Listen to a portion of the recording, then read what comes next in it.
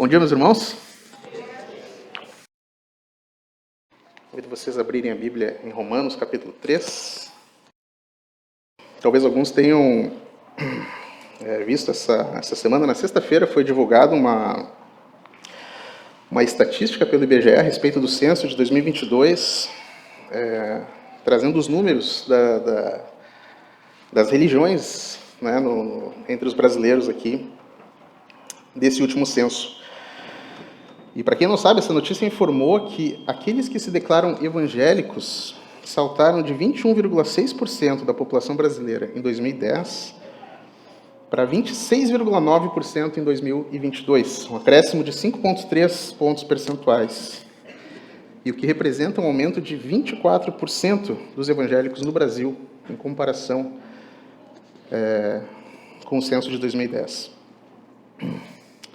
E, de fato, se vocês prestarem atenção, pelo menos eu vejo isso à nossa volta, que tem havido um crescimento do número de igrejas evangélicas. Nós vemos muitos locais com placas de igreja, muitas pessoas agora se dizendo adeptas do cristianismo. E isso deveria ser uma boa notícia, né? Mas a impressão que pelo menos eu tenho, não sei vocês, mas é que esse crescimento tem acontecido principalmente num grupo específico desse evangelicalismo, né? E eu vou chamar isso de movimento coach, né? São lugares onde a pregação é principalmente motivacional, o objetivo é fazer você se sentir bem consigo mesmo, ajudar você a superar limites, a alcançar os seus objetivos pessoais, profissionais. São movimentos influenciados principalmente pelo humanismo secular, né, cujo fundamento é colocar o homem no centro e Deus a serviço do homem. Umas décadas atrás, o grande movimento de crescimento das igrejas era daquele grupo, né, que ficou conhecido por ser chamado de teologia da prosperidade. As pessoas, né, buscavam riquezas, buscavam sucesso, e se você fosse fiel nos dízimos, participasse das campanhas arrecadatórias, você também seria abençoado.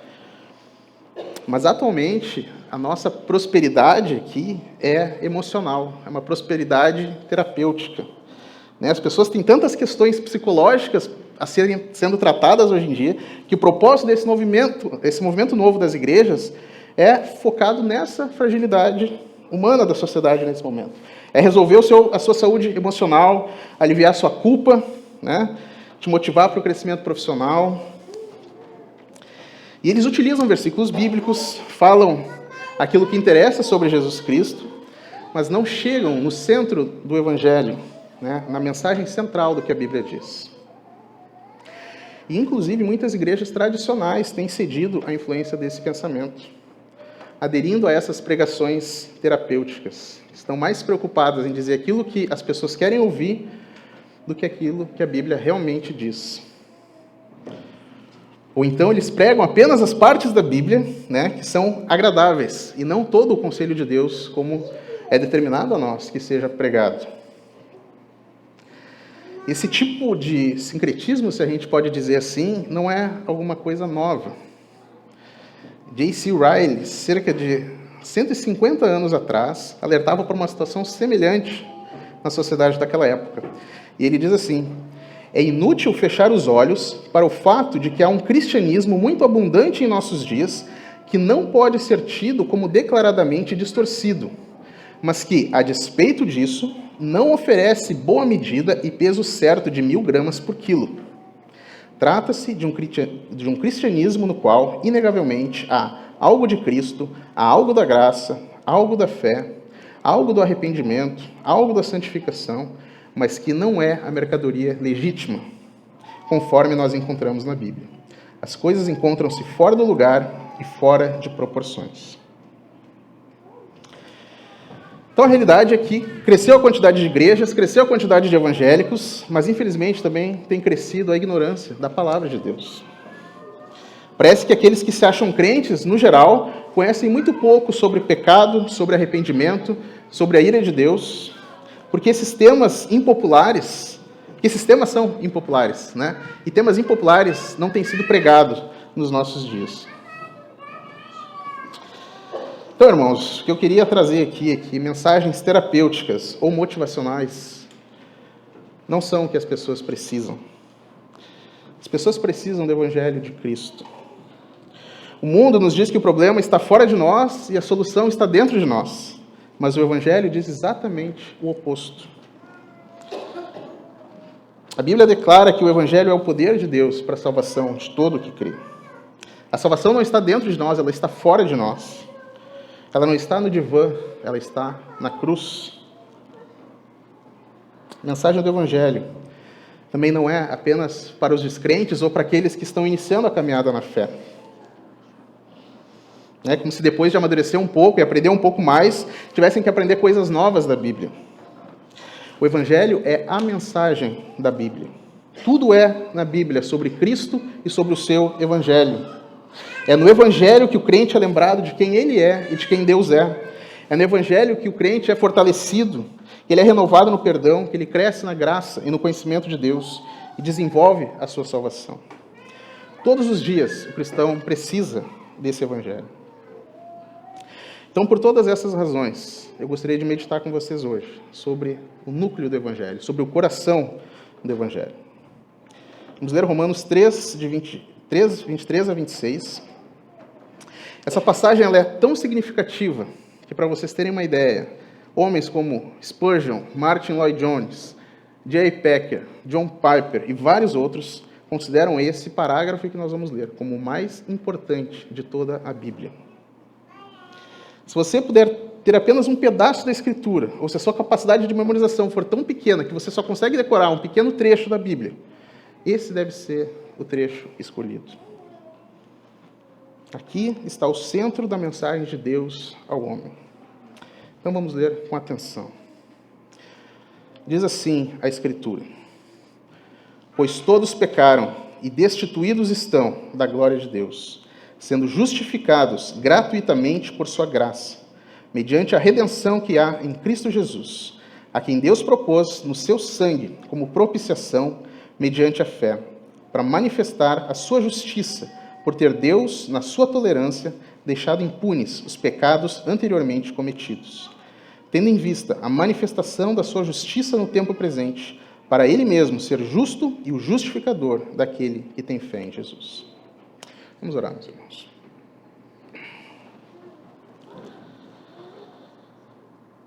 Senhor, nosso Deus e Pai, mais uma vez aqui, Senhor, diante de Ti, queremos Te agradecer pelo privilégio de podermos estar reunidos aqui e ouvir esse precioso Evangelho, que é o Teu poder para a salvação de todo aquele que crê no Senhor Jesus.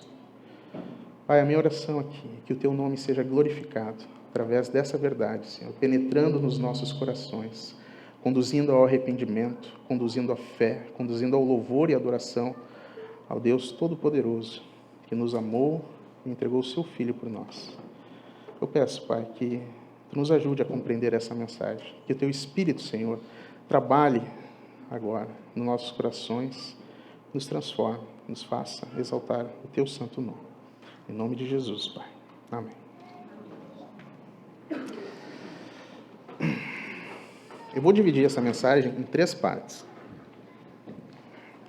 A primeira parte, vou falar sobre a condição e a impotência do homem, que está no verso 23.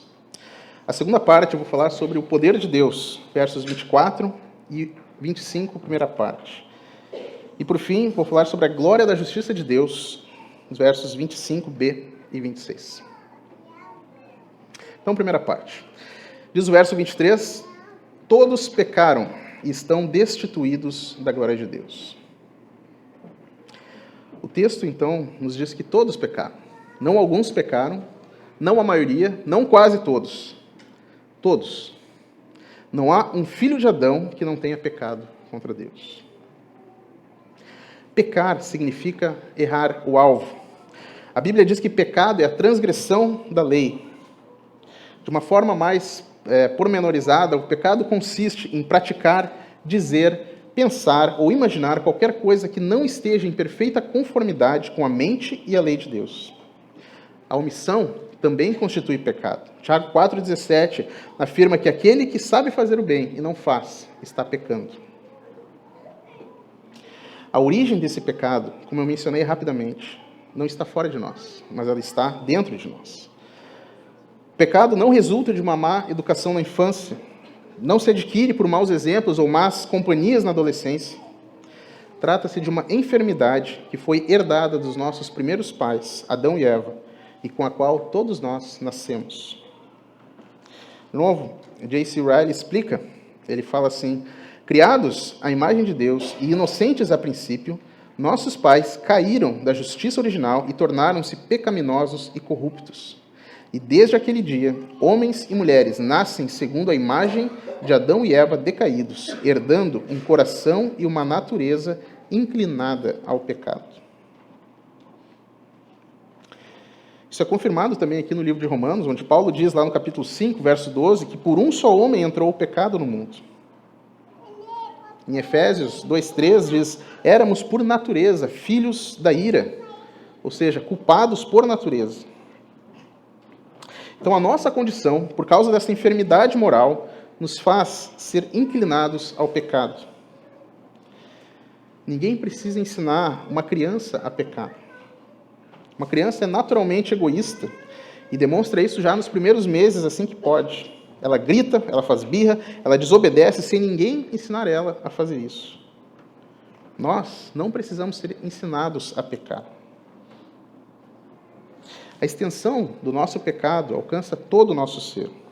Jeremias 17:9 diz que enganoso é o coração mais do que todas as coisas e desesperadamente corrupto.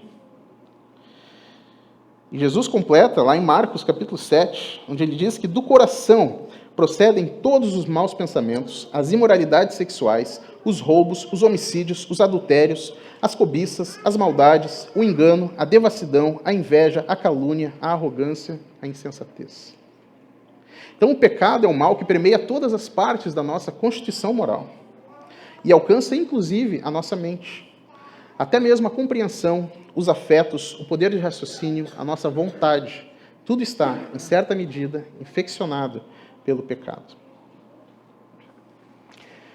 Mas hoje em dia isso não significa tanto assim, né? Se você for conversar com pessoas na rua, dificilmente alguém vai dizer que nunca pecou ou que nunca errou. A maior dificuldade não é hoje as pessoas reconhecerem ou não a existência do pecado, mas é reconhecer a natureza repulsiva e a gravidade do pecado. Isso se deve, em parte, porque as pessoas costumam se comparar com quem? Umas com as outras. Um homem pode enganar o outro, mas ele alega que não é como o assassino que a TV noticiou. Uma mulher reconhece que mente diariamente, mas pelo menos ela não é fofoqueira como a vizinha dela. Outro homem cobiça todas as coisas do colega de trabalho dele, mas ele não considera isso grave porque ninguém sabe, são só os pensamentos dele. Então a dificuldade para entender a gravidade do pecado não vem,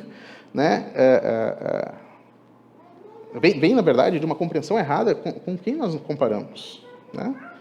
Contra quem o pecado é cometido. Nós costumamos pensar na nossa realidade apenas de forma horizontal, em relação uns aos outros. E se o nosso pecado não tem efeito danoso sobre ninguém, então não é mal nenhum. O problema é que todo pecado é cometido primeiramente contra o Criador. Deus criou o homem para viver de uma certa maneira e ele gravou a norma da lei no seu coração. É o que diz em Romanos 2,15. Mesmo sem conhecer os mandamentos de Deus na Bíblia, você sabe que algumas coisas são certas e outras coisas são erradas. Mesmo se você não acredita em Deus, você deve reconhecer que todos nós temos um padrão, um ideal que nós mesmos construímos e depois infringimos. O seu padrão pode ser um código ético pessoal, pode ser um anseio por uma consistência lógica, pode ser um compromisso com a compaixão. Você deseja ser um pai ou uma mãe mais paciente, um profissional mais íntegro, um amigo mais leal. No entanto, se você for realmente honesto, você vai admitir que você falha em viver à altura do seu próprio padrão. As coisas não são como deveriam ser. Palavra que às vezes escapa e fere alguém que você ama, mesmo quando você tinha intenção de ser gentil. O ato de egoísmo que trapaceia o seu próprio ideal de altruísmo. Isso não é uma falha ocasional, é a realidade da nossa existência. Nós estabelecemos a nossa própria lei e depois nós transgredimos essa lei. E isso acontece porque há uma enfermidade moral no nosso coração, chamada pecado. É isso que Paulo afirma em Romanos 2, de 14 a 16. Olha o que ele diz. Quando, pois, os gentios que não têm lei procedem por natureza de conformidade com a lei, não tendo lei, servem eles de lei para si mesmos. Esses mostram a norma da lei gravada no seu coração, testemunhando-lhes também a consciência e os seus pensamentos, mutuamente acusando-se ou defendendo-se, no dia em que Deus, por meio de Cristo Jesus, julgar os segredos dos homens, de conformidade com o meu evangelho. Então, a nossa própria consciência confirma o testemunho bíblico de que todos pecaram. E o fato é esse, não há nenhum justo. Se você voltar alguns versículos ali em Romanos, você vai ver que ele diz assim: os que sem lei pecaram, sem lei perecerão. E os que mediante a lei pecaram, mediante a lei serão julgados. Muitos não entendem por que a Bíblia diz que o inferno é eterno, ou que o castigo dos pecadores é eterno. E isso acontece porque as pessoas não conhecem a natureza de Deus, não conhecem a quem os pecadores ofendem. E, de fato, a Bíblia afirma que o castigo dos pecadores é eterno. No Antigo Testamento, Deus fala, lá no livro de Isaías, capítulo 66, 24, diz assim: sairão e verão os cadáveres dos que se rebelaram contra mim. O verme que os come não morrerá, e o fogo que os queima não se apagará, e causarão repugnância a toda a humanidade. O próprio Senhor Jesus também disse, em Mateus 25, então dirá aos que estiverem à sua esquerda: malditos, apartem-se de mim para o fogo eterno, preparado para o diabo e os seus anjos. E no verso 46, e estes irão para o castigo eterno, mas os justos para a vida eterna. Ainda no Novo Testamento, na carta de Judas, ele também diz assim: de modo semelhante, Sodoma e Gomorra e as cidades ao redor se entregaram à imoralidade e a relações sexuais antinaturais, e estando sob o castigo do fogo eterno, elas servem de exemplo. Existem várias outras passagens que poderiam ser colocadas aqui, mas o que fica claro é: o resultado do julgamento de Deus tem duração eterna, de acordo com a Bíblia. Mas aí fica a pergunta: por que pecados cometidos no intervalo de tempo recebem um castigo eterno? Está certo isso? Por que pecados cometidos ao longo de uma vida, 70, 80 anos, recebem um castigo eterno? E essa aparente desproporção ocorre porque nós estamos focados no homem, ao invés de nós focarmos em Deus. A resposta não se encontra na duração do ato pecaminoso, mas na dignidade, na majestade daquele contra quem o pecado é cometido. Por exemplo, um insulto contra um cidadão comum, é uma ofensa. Mas o mesmo insulto proferido contra um chefe de Estado é um crime de maior magnitude e acarreta uma penalidade muito mais severa. O ato em si é o mesmo, mas a dignidade da pessoa ofendida altera a gravidade do ato. Agora vamos elevar essa lógica à sua conclusão máxima. O pecado não é meramente uma infração de um código legal. Ele é um ato de rebelião, é uma traição cósmica, como disse Sproul, contra o soberano do universo. Cada ato pecaminoso é um atentado contra a honra, a majestade, a santidade e a glória de um Deus infinito. Sendo Deus um ser de valor e dignidade infinitos, qualquer ofensa contra ele constitui uma ofensa de gravidade infinita. E uma ofensa de gravidade infinita, por uma questão de justiça pura, exige uma punição de magnitude infinita. Vocês percebem quão grave é o nosso pecado? O verso 23 diz: todos pecaram e estão destituídos da glória de Deus. Então vamos observar agora essa segunda parte do verso. O tempo verbal aqui, de destituídos no original, ele tem a ideia de que foram destituídos e continuam destituídos desde então. Lá em Romanos 1, nos é dito que o homem trocou a glória de Deus pela glória das coisas criadas. No Éden, quando foram criados, Adão e Eva, eles tinham a glória de Deus, no sentido de que Deus era o tesouro deles, era o seu prazer, eles estimavam a Deus, eles amavam a Deus, eles respeitavam a Deus. Mas depois da queda, nós trocamos Deus. Nós trocamos Deus por outros valores, outros tesouros, outros desejos, todos eles relacionados às coisas criadas.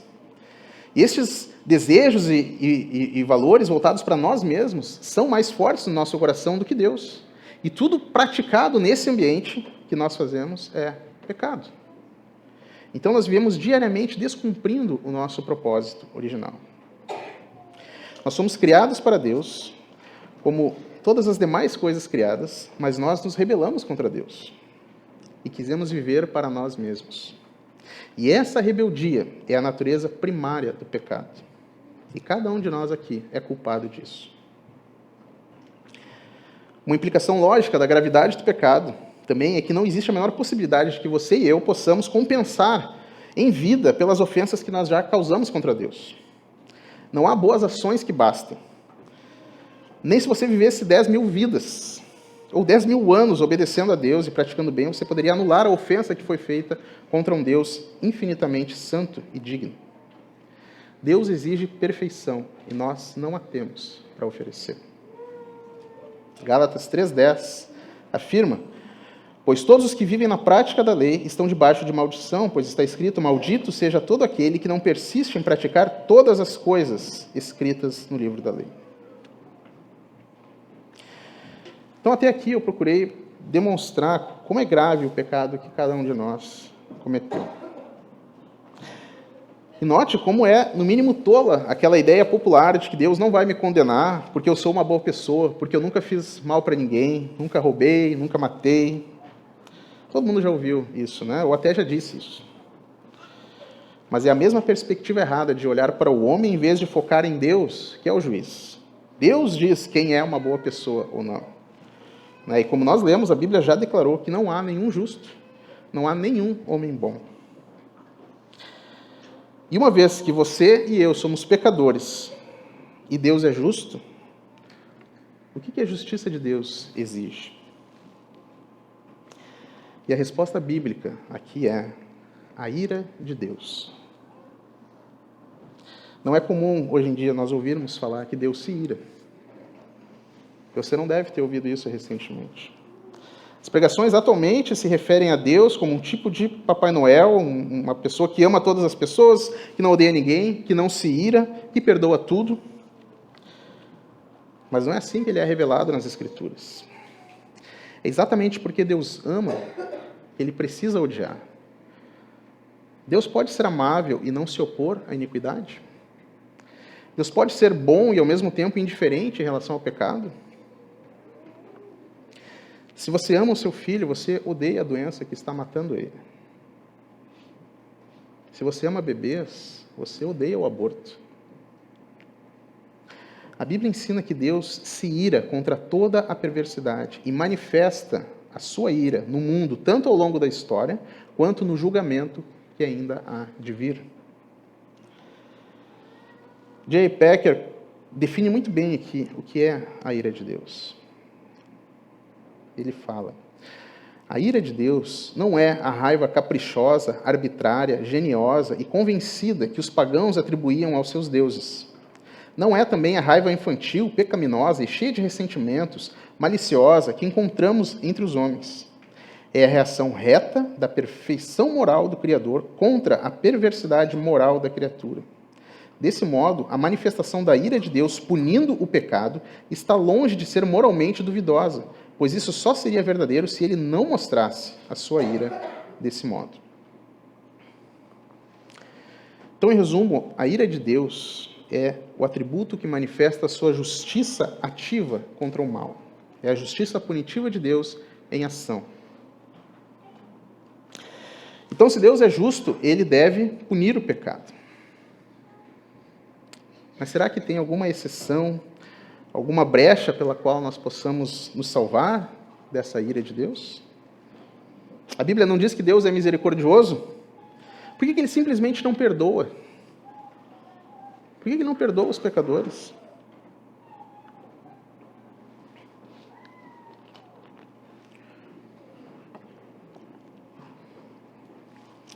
Imagina uma família num dia de semana em que a mãe e seus filhos estão em casa e o marido está trabalhando. Durante a tarde, um homem invade aquela casa e mata a esposa e os filhos desse homem. Esse homem é preso e ele é levado ao tribunal para ser julgado. E nesse tribunal ele fica diante do juiz e o juiz se prepara para dar a sentença. Você está lá observando, esse homem está lá observando, e o juiz olha para aquele assassino e diz: bem, como eu sou um juiz muito misericordioso e bondoso, eu decido perdoar você. Pode ir, você está livre. Qual seria a reação daquele homem ao assistir o veredicto do juiz? Não seria de indignação? Você considera justo esse juiz? Possivelmente esse juiz é pior do que o assassino que ele libertou. Porque nós sabemos que o mal precisa ser punido. Provérbios 17:15 declara: o que justifica o perverso e o que condena o justo, abomináveis são para o Senhor, tanto um como o outro. O que justifica o perverso e o que condena o justo, abomináveis são para o Senhor, tanto um como o outro. Então, respondendo à pergunta, com Deus não tem jeitinho. Deus é justo e Ele não pode negar a sua natureza. Se Ele justifica o ímpio ou condena o justo, Ele deixa de ser justo. E isso não é possível. Então, até aqui, o que nós vimos? Que todos somos pecadores e culpados diante de Deus. Que a pena pela culpa é a ira de Deus sobre nós. E que Deus não pode simplesmente perdoar. A justiça dele exige satisfação. A ira precisa ser derramada. E se a nossa condição é tão desfavorável como essa, será que existe esperança?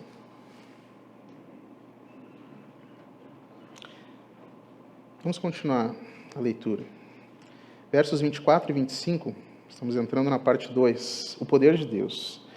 Diz assim a Escritura: sendo justificados gratuitamente por sua graça, mediante a redenção que há em Cristo Jesus, a quem Deus propôs no seu sangue, como propiciação mediante a fé. Nós vimos que o homem é completamente incapaz de se salvar, ele pecou e por isso ele merece a justa e eterna ira de Deus como castigo. A sua única esperança é se o próprio Deus agir de alguma forma em seu favor. E é isso que nós vemos aqui no verso 24. O que é ser justificado? Significa que aquele que coloca fé em Jesus se torna justo? Não. Se fosse assim, aquele que foi justificado não pecaria mais. Justificação é um termo legal, é um termo judicial. Ser justificado significa ser judicialmente declarado justo. Passado a ser tratado como justo depois disso. Essa declaração não muda a natureza daquele que era culpado, mas muda a forma como ele passará a ser tratado a partir de agora. Pela justificação, Deus declara o pecador justo diante dele. Significa que aquele pecador não deve mais nada. Toda a culpa do pecado é removida. Quanto isso custa ao pecador? O texto diz: justificados gratuitamente. É um presente. Você recebe esse presente pela fé. E de que forma que Deus faz isso? Por sua graça. Ou seja, sem nenhum motivo dado pelo pecador. Deus não viu algo em você de bom que fez ele escolher você para justificar. Na verdade, tudo que nós fizemos para Deus foi dar razões para ele nos condenar.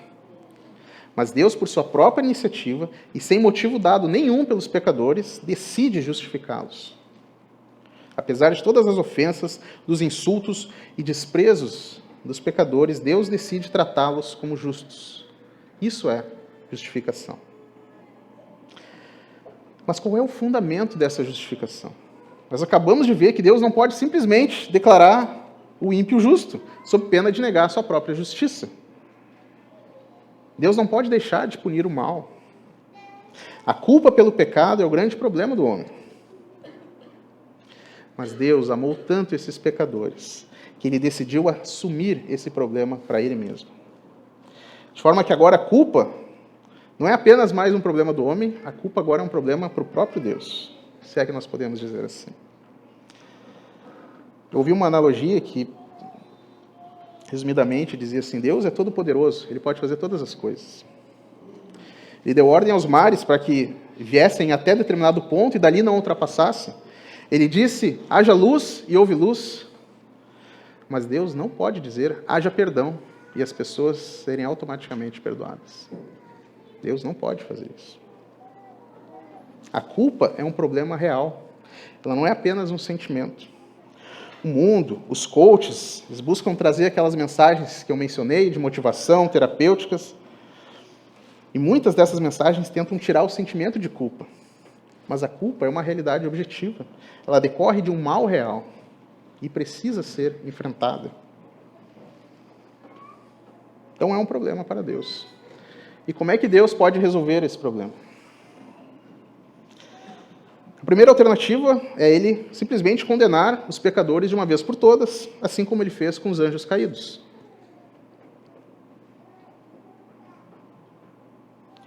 Ou, a alternativa é, Ele pode amar o mundo de tal maneira que Ele decida punir o pecado em um substituto da humanidade. Mas não é tão simples assim. Um homem, o vice-regente da criação de Deus, é que foi quem pecou. Foi pela humanidade que toda a criação foi corrompida pelo pecado. Portanto, um homem precisa pagar por essa pena.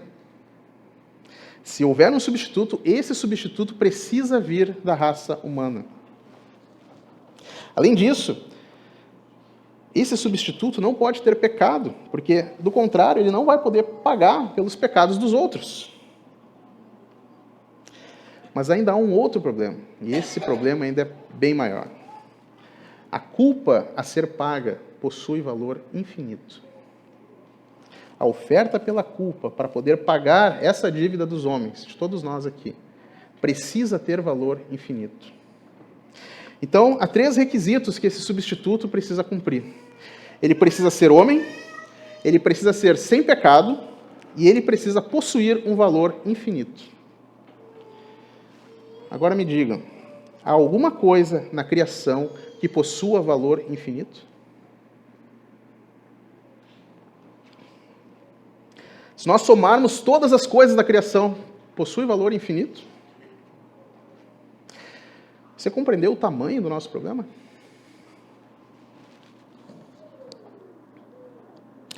O seu e meu problema, em última instância, não é falta de autoestima, não é o casamento, não são as finanças, não é a saúde. Há um problema bem maior que precisa ser resolvido antes. Nosso grande problema é a culpa pelo nosso pecado. Qualquer outro problema vai embora quando nós morrermos, mas as suas ofensas contra Deus não vão embora. Não há nada na criação de valor infinito que possa substituir você e eu perante o julgamento de Deus. Só um possui valor infinito. Somente o próprio Deus. Somente Ele poderia servir de substituto para o homem. O nosso substituto precisa ser, veja só, ao mesmo tempo homem e ao mesmo tempo precisa ser Deus. É possível isso? E se fosse possível, será que Deus se humilharia a tal ponto para salvar pessoas que ofenderam e continuam a ofender o seu nome? Veja o que está em 1 João, capítulo 2, verso 2. Nisto consiste o amor, não em que nós tenhamos amado a Deus, mas em que Ele nos amou e enviou o seu Filho como propiciação pelos nossos pecados. Veja o que diz a Escritura em Filipenses, capítulo 2, versos 6 a 8. Jesus Cristo, que existindo em forma de Deus, não considerou o fato de ser igual a Deus algo a que devesse se apegar, mas pelo contrário, esvaziou a si mesmo, assumindo a forma de servo, e fazendo-se semelhante aos homens, e fazendo-se semelhante aos homens. Assim, na forma de homem, humilhou a si mesmo, sendo obediente até a morte, e morte de cruz. Nós ofendemos a Deus, nós nos rebelamos contra Deus, e Deus retribui, nos amando e pagando um preço inimaginável pelas nossas vidas. Deus enviou seu Filho, Jesus Cristo, como propiciação. Em Jesus, Deus se fez homem. Viveu uma vida perfeita, sem pecado, e morreu na cruz como sacrifício pelos nossos pecados, como nosso substituto. E assim Cristo satisfez a ira de Deus. Ele cumpriu todos os requisitos e pagou pela culpa. Propiciação significa expiação do pecado mediante um sacrifício que pacifica a ira de Deus. Este é o termo central do Evangelho de Jesus Cristo. Sem propiciação, não haveria esperança alguma para nenhum de nós aqui. Na cruz do Calvário, Jesus sofreu plenamente a ira de Deus pelos pecados de todos nós. E não pense, como alguns pensam, que Deus executou a sua ira de forma relutante, com pena do sofrimento de Jesus. A Escritura diz, lá em Isaías 53, que ao Senhor agradou moê-lo. Deus não tolera o pecado, nem mesmo quando ele está sobre seu Filho. Na cruz, Jesus foi desamparado por Deus. Ele tomou sobre si o pecado e assumiu a nossa maldição. É o que Gálatas 3,13 diz. Cristo nos resgatou da maldição da lei, fazendo-se Ele próprio maldição em nosso lugar. Esse foi um sofrimento espiritual que nós nunca iremos chegar a compreender. Alguns pensam que a morte física de Jesus foi a manifestação da ira de Deus. Embora fosse uma morte cruel, e talvez a morte mais cruel que os romanos tinham, a morte física não é nada comparada com o sofrimento do Espírito de Cristo. A maldição da lei e o peso de todo o pecado dos homens foi lançado sobre ele. Não só daquele momento, mas o peso do pecado dos homens ao longo de toda a história. Retomando então a pergunta, qual é o fundamento da justificação? A vida e a morte de Cristo. Nosso texto diz, mediante a redenção que há em Cristo Jesus. Redenção significa libertar alguém, um escravo, mediante o pagamento de um preço. Jesus, com o seu sangue derramado na cruz, nos comprou e nos libertou da condenação da ira de Deus sob a qual nós estávamos. E agora, Deus pode justificar o pecador e permanecer justo. Deus justifica o pecador imputando, colocando os seus pecados sobre Cristo e imputando a justiça de Cristo, aquela vida perfeita que ele obteve, sobre o pecador. De forma que o pecador agora passa a ser tratado com base na justiça de Cristo. Sobre Cristo, por outro lado, que não tinha pecado, é imputado os pecados dos homens. E ele sofre na cruz a terrível e justa ira de Deus que era destinada a cada um de nós. E assim, Deus salva o pecador e satisfaz a sua justiça. Como é que essa justiça imputada alcança o pecador? Como é que ela chega até nós? Mediante a fé, é o que diz o verso 25. A fé é o recebimento dessa justiça, é o canal pela qual a obra de Jesus alcança o pecador e declara ele justo. A justiça de Cristo não é imputada automaticamente sobre nós, é necessário exercer fé no Filho de Deus. Então, esse é o coração do Evangelho. É o poder de Deus para a salvação de todo aquele que crê. Parte 3. Vamos ver agora a glória da justiça de Deus.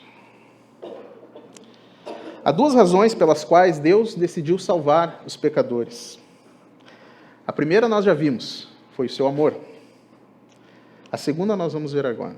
Deus salva pecadores para manifestar a sua glória e revelar o seu caráter e os seus atributos. Versos 25, segunda parte, e 26. Para manifestar a sua justiça, por ter Deus, na sua tolerância, deixado impunes os pecados anteriormente cometidos, tendo em vista a manifestação da sua justiça no tempo presente, para ele mesmo ser justo e o justificador daquele que tem fé em Jesus. Deus pretende manifestar a sua justiça para todos. No verso anterior, onde diz que Deus propôs Jesus no seu sangue como propiciação, se vocês observarem, esse termo propôs significa mostrar publicamente, e não apenas aos homens. Deus pretendia mostrar a sua redenção a todas as hostes celestiais e a toda a criação. Vários textos nas Escrituras apresentam o alcance cósmico da obra de Cristo. Eu gostaria de ler pelo menos 3 aqui com vocês. Em Colossenses 2,15 diz: e despojando os principados e potestades, publicamente expôs ao desprezo, triunfando deles na cruz. 1 Pedro 3,22 diz: o qual está à destra de Deus, tendo subido ao céu, havendo-se-lhe sujeitado os anjos, e as autoridades e as potências. Em Efésios 1:20 a 22 diz: a qual manifestou Cristo, ressuscitando dos mortos, e pondo à sua direita nos céus, acima de todo principado, e poder, e potestade, e domínio, e de todo nome que se nomeia, não só neste século, mas também no vindouro. E sujeitou todas as coisas a seus pés, e sobre todas as coisas o constituiu como cabeça da igreja. Esses textos mostram como a obra da redenção não envolveu apenas Deus e os homens, como se fossem apenas 2 partes envolvidas aqui. Toda a criação está envolvida, inclusive as potestades, os anjos, os demônios. Todos testemunharam o evento glorioso na cruz. E esse ponto é importante para nos auxiliar na compreensão dessa última parte. Existe um questionamento, uma acusação implícita aqui, de que Deus não era justo.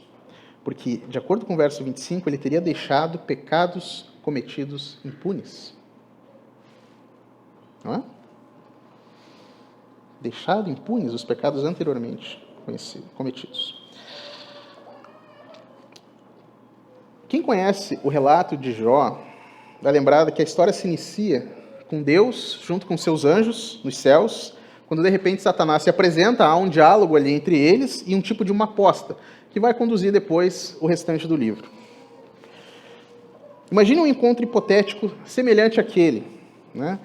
Retratando esses questionamentos aqui do verso 25 e 26. Ocorridos antes da vinda de Jesus ao mundo. Então, imagine essa cena. Assim como lá no livro de Jó, Satanás, e dessa vez com alguns dos seus anjos, chegam perante Deus, que está também na presença dos seus anjos, e Satanás traz consigo uma folha arrancada da Bíblia, onde consta o texto de Provérbios 17:15.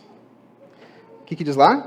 O que justifica o perverso e o que condena o justo, abomináveis são para o Senhor, tanto um como o outro. Ele apresenta aquele texto diante de todo mundo lá. E começa a falar. Pois é, Deus, veja só, esse aqui é um belo texto, sintetiza muito bem a perfeita justiça que tu alega ter.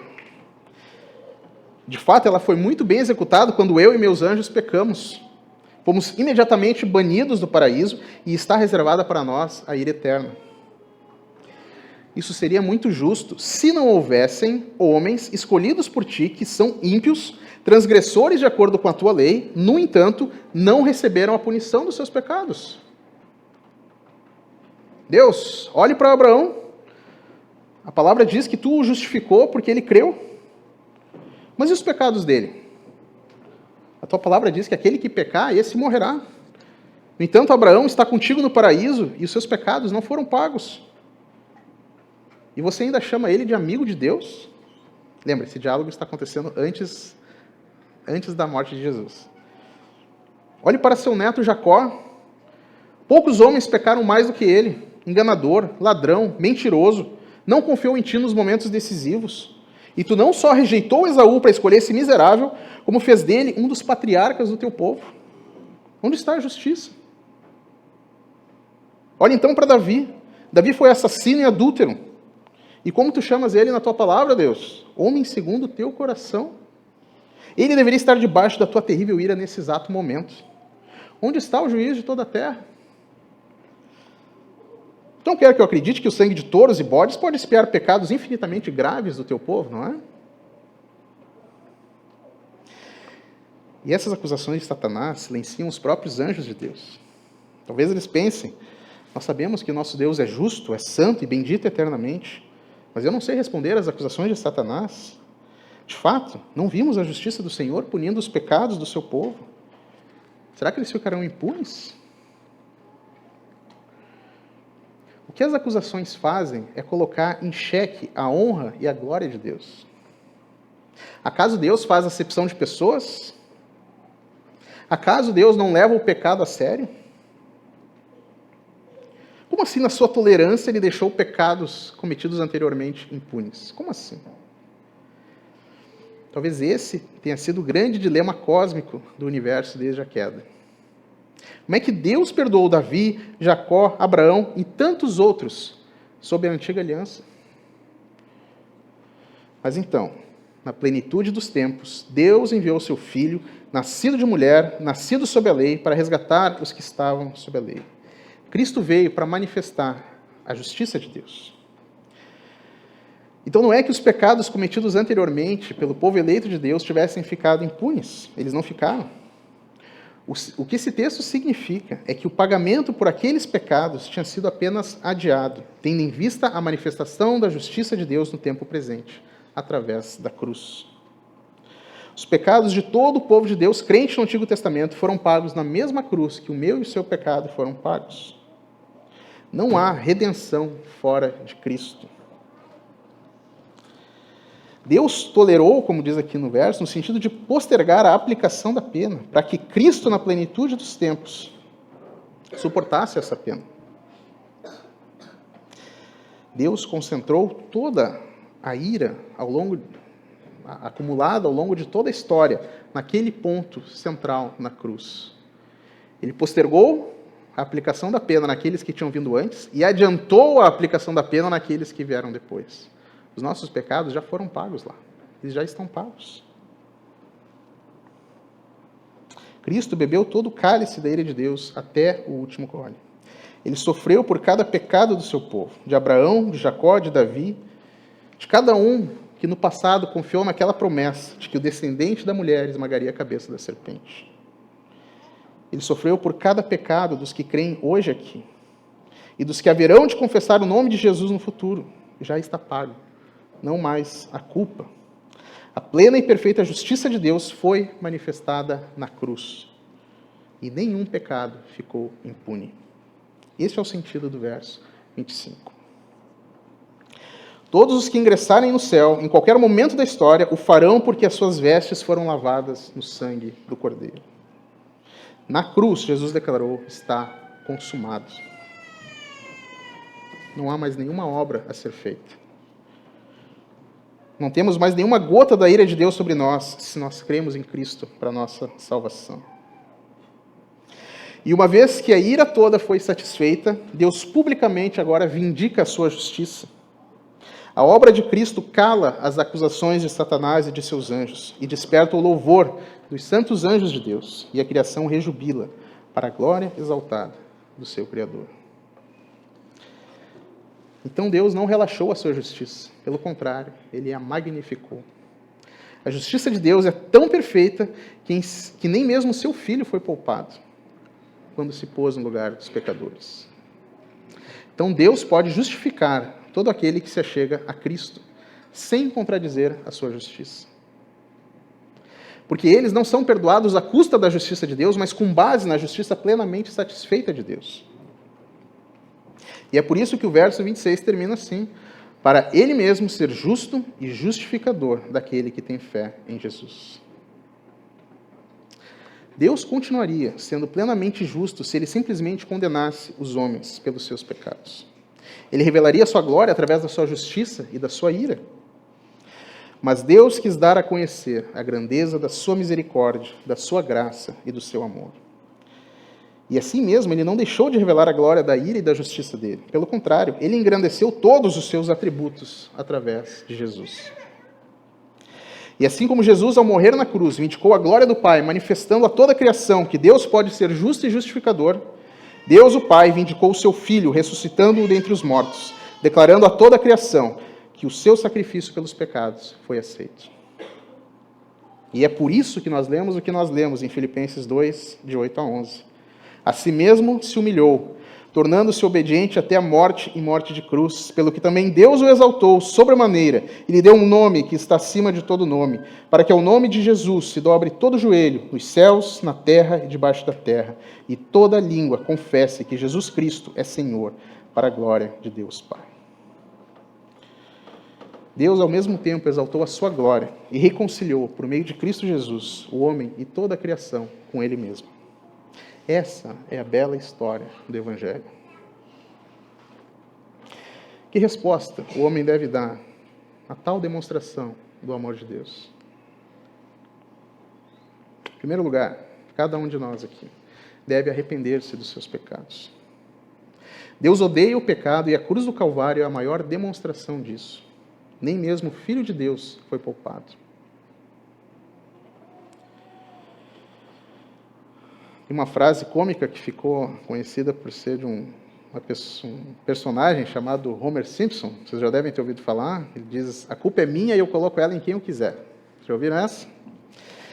Seria engraçado se não fosse trágico, porque retrata muito bem como a nossa sociedade lida com o pecado hoje. Hoje as pessoas pagam alguém para que elas digam a elas que a culpa não é delas. A culpa é da sociedade, a culpa é do governo corrupto, a culpa é dos pais, a culpa é dos outros. Mas tem uma questão importante aqui.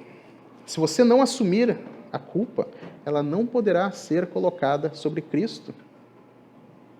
A forma correta e bíblica de lidar com a sua consciência não é negando a culpa, é abraçando a culpa e então colocá-la sobre os pés da cruz. Nós devemos olhar para Cristo. Ele é o único que pode lidar com a nossa culpa. Nós não podemos e os outros também não podem. Portanto, confesse seus pecados a Cristo. Reconheça que os pecados são seus e de mais ninguém. Não dê desculpas, não justifique. Só assim esse fardo pode ser tirado de você e pago em Cristo. Isaías 55, 6 e 7 diz: buscai o Senhor enquanto se pode achar. Invocai-o enquanto está perto. Deixe o perverso o seu caminho, o iníquo os seus pensamentos. Converta-se ao Senhor, que se compadecerá dele, e volte-se para o nosso Deus, porque ele é rico em perdoar. Então arrependa-se. A segunda resposta que você deve dar é crer nesse Evangelho. Creia nessa mensagem, que Deus amou o mundo de tal maneira que deu o seu Filho unigênito para todo aquele que nele crer não pereça, mas tenha vida eterna. Creia no amor do Pai, creia na obra do Filho, submeta-se a Ele totalmente.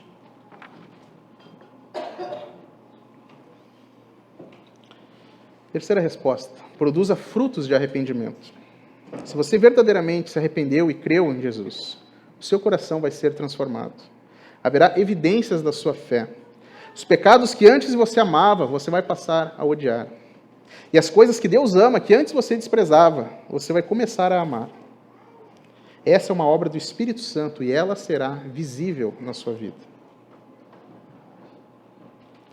Por fim, agradeça e louve a Deus por esse Evangelho da graça. Por causa de Cristo, nós fomos reconciliados com Deus. Não somos mais inimigos nem rebeldes. Por causa de Cristo, nós fomos perdoados e aceitos na presença de Deus. Não há mais ira, não há barreiras que nos impedem de comparecer diante do trono da graça de Deus. Ele conhece tudo que é de pior em nós e mesmo assim nos aceitou em Cristo. Ele sabe todos os nossos pecados e conhece as nossas futuras falhas e mesmo assim Ele já nos escolheu. Satanás não pode mais nos acusar diante de Deus. Foi Deus, o próprio Deus, quem nos justificou. Perante o trono da graça, não há um crente com mais privilégio do que outro crente, porque não existem graus na justificação. Quando Deus recebe cada filho na sua presença, Ele vê cada filho através de Jesus Cristo. Como disse Spurgeon, numa vida que eu não vivi e numa morte que eu não morri, está firmada toda a minha eternidade. Amém. Vamos orar.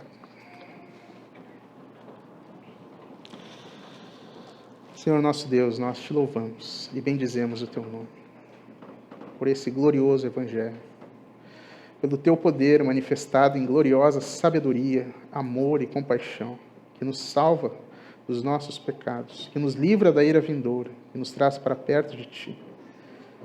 Nos faz justos, nos faz filhos, nos faz amados. Nunca merecemos nada disso, Senhor. Tudo que fizemos foi te ofender. Quanta misericórdia, Pai. Quanto amor. Que tu tenha pago um preço tão alto. Isso não quer dizer que nós valhamos tanto assim. O preço foi alto porque a culpa era alta. Bendito seja Jesus Cristo, nosso Senhor. Possamos, Pai, sempre olhar para a cruz, sempre confessar os nossos pecados, sempre crer no que Cristo fez por nós, que está consumado e vale para toda a eternidade. Que não tenhamos dúvida de que somos para sempre aceitos diante de Ti se cremos no Filho de Deus.